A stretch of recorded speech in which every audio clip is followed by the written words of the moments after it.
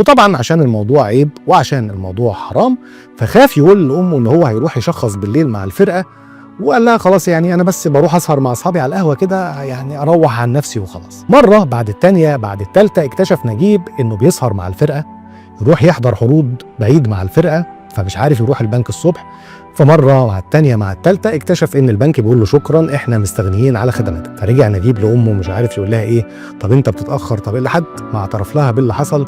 فقالت له خلاص لو انت هتكمل في موضوع التمثيل لن تبني ولا اعرفك. فرجع نجيب للمره الثالثه يكبت الحلم اللي جواه وقال خلاص عشان الست وعشان انا كمان مطالب باني ادور على وظيفه عشان اقدر اصرف على الاسره. فامه عن طريق حد من قرايبها في نجع حمادي قدرت تجيب له وظيفه في شركه السكر.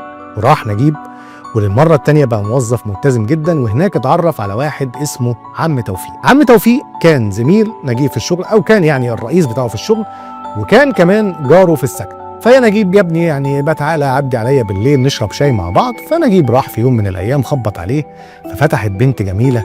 ففين يا حبيبتي بابا؟ قالت له لا بابا ايه ده مش بابا، انت عايز مين؟ قال لها انا عايز عم توفيق. قالت له عم توفيق يبقى جوزي.